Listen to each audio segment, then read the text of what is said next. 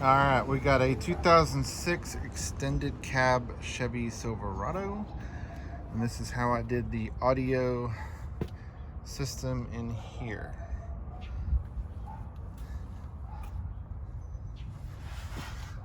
So to start, I brought some pretty thick power cables in. It's like 1/0 or 2/0, I don't remember exactly. It's the Rockford Fosgate 2 amplifier kit. That's the wiring I used in it. I brought it into this distribution block, which is two 140 amp fuses that goes down to 4 gauge.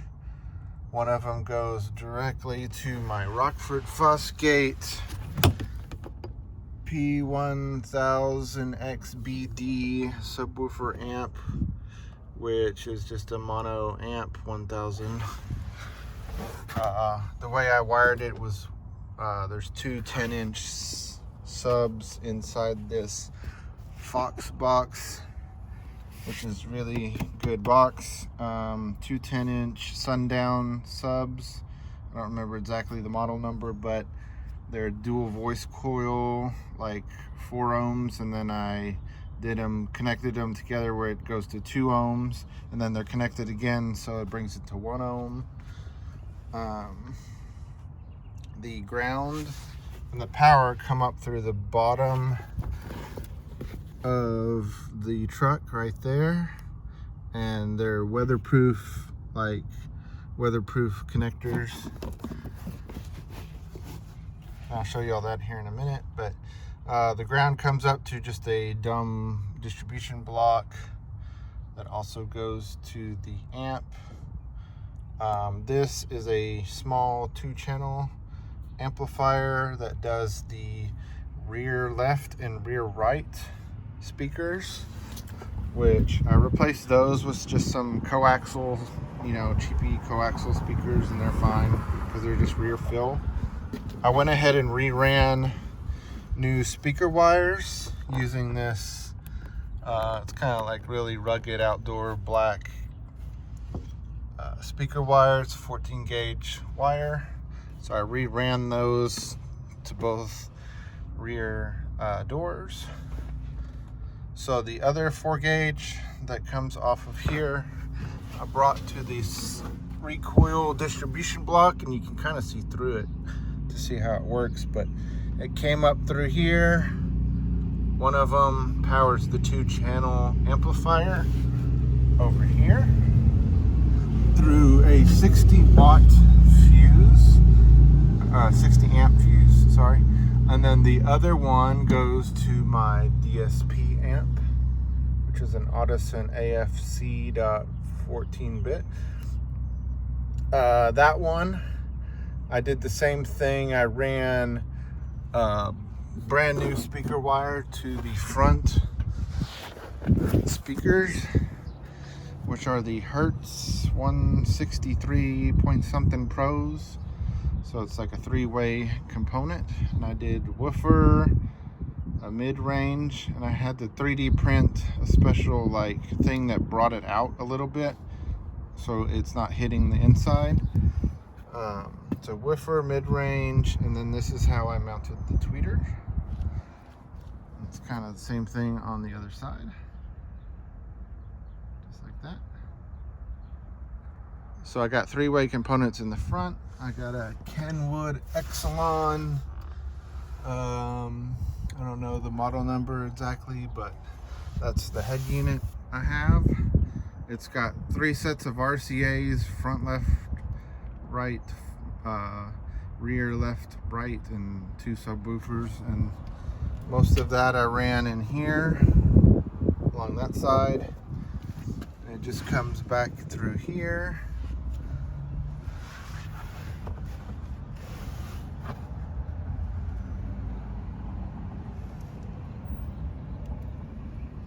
On the DSP amp, I soldered to the front left and front right components. I ran brand new cabling for that, and I used like this, the thick black 14 gauge, but there's like 3 sets of wires in each. So there's six conductors in each that go up to the front left and front right door speakers. So the front right I ran in there. So I didn't use any of the factory speaker wiring for any of this. I ran all new wiring.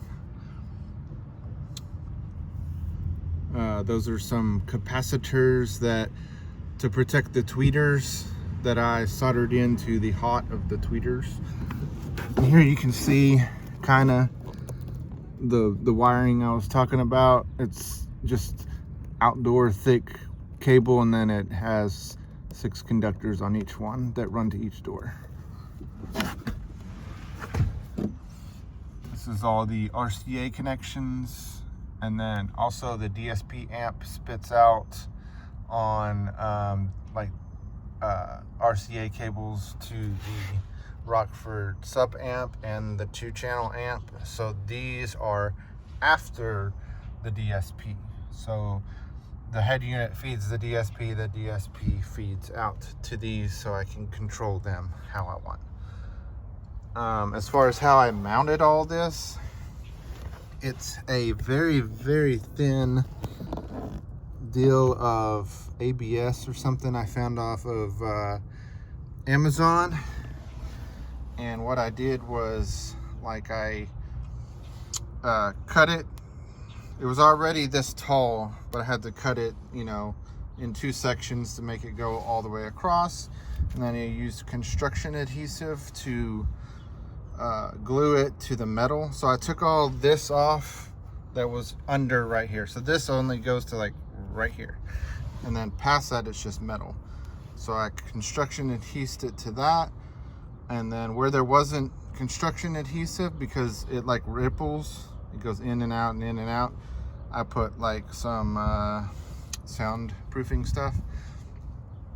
So you have to be real careful actually when you're screwing in, because this stuff's super thin, that you try to put your screws where the ripples are going in. Because if you do it where the ripples, where the construction glue is and the ripples are out, you could actually drill through. I mean, if you do, it's not the end of the world. You can go on the other side and put a little silicone, but it's better if you don't.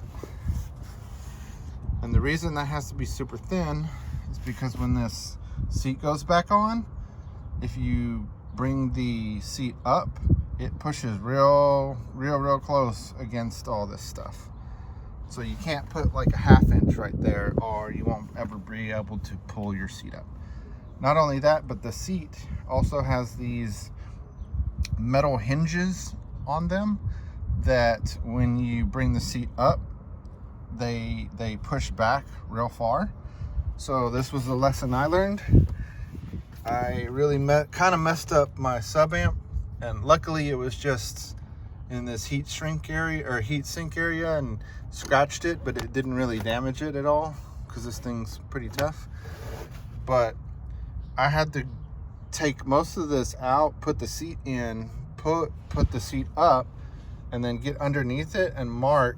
It was really hard to mark because you're like looking under there, but mark where those stupid hinges were. Right there, and there, and there, because you cannot mount anything where those hinges are, because all it takes is someone pulling your seat up and it would destroy that nice little DSP amp right there. I mean, maybe not destroy it, but it's gonna really like bend it and push it in. And I mean, there's a lot of leverage on that seat when you bring it up. So it's just better to figure out how to not mount something where those hinges are. So I had to move stuff around and figure out all the perfect little spots to do stuff, but this worked out real good. Another thing is I put some foam right here just to help, like it still breathes, but it helps a little with the road noise from those vents that are behind here. So I'll just do a little slow again. Those are the rear speaker wires going to the 2-channel amp. It's like some sort of NDX Class D amp, I forget. That's the power coming in. 2 140 amp fuses. That's the ground. One of them feeds directly to the Rockford amp. One of them from the ground feeds directly to the Rockford amp. The blue wire is just remote wire to the head unit. I spliced it to both this and this. The other 4-gauge feeds this recoil distribution block, which then it goes to 8-gauge. The 8-gauge feeds the 2-channel amp. The 8-gauge feeds this Audison DSP. Again, you can see I had to mount it perfectly in between the hinges so it doesn't get slammed by the hinges. That's the speaker out from it, which I spliced into some black cable that had 6 conductors in each cable.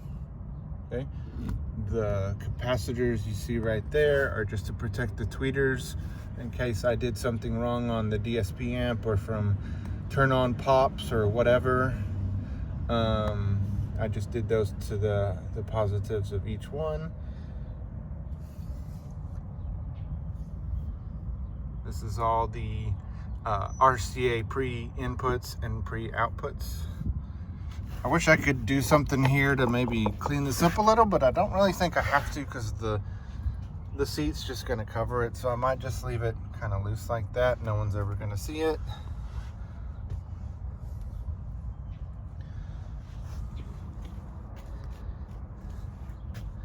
And doing it this way, I didn't have to take anything out. In fact, I can put the jack back, and I can also put, there's like a little metal things that you take the wheel down with right here, like a little kit, and the little metal things that you turn when you're doing the jack, it can still go back in there too. And I can bring the seat up now to get to them. If you mount anything where the hinges are, you can't bring the seat up, and you can never get back to getting these without taking the whole seat out. Another little thing, I was able to keep my WeatherTech mats with this, but I had to, right here, there was like a big fat lip on the top. I had to trim that down, and that let me push this back to where it needs to go. So that's the only trim I had to do to keep a WeatherTech mat back here with this fiber, or this Fox box. So I'll show you the power, how I did it.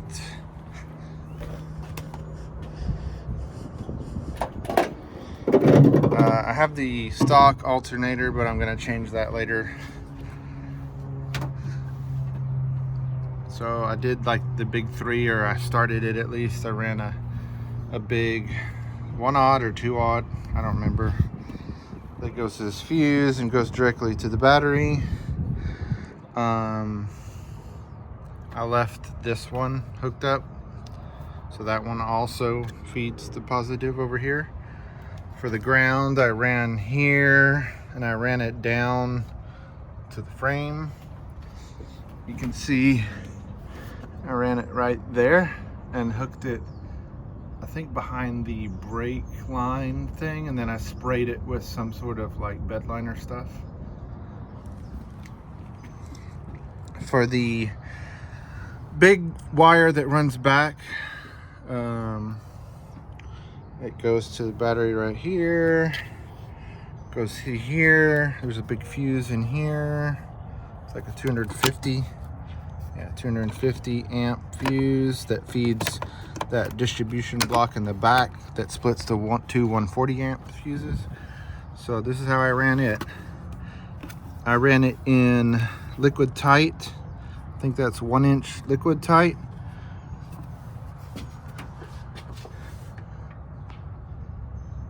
And it goes there. And then here's how I ran it, okay?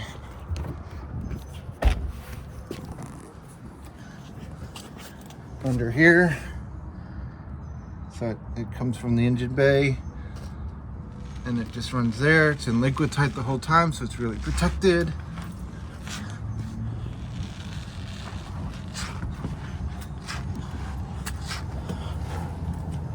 And then I had to bend it right there. And then it goes up into, like, there's the back of the cab, and that's the bed. So it goes up right there, and I drilled it through. I don't know if you can see it, but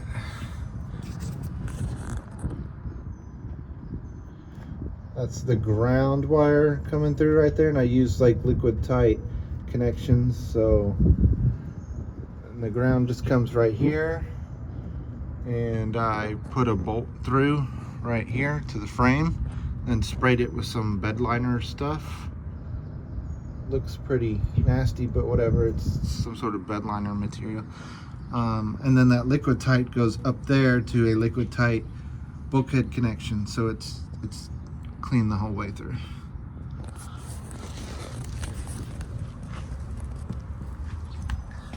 Anyways, so that's how I did it.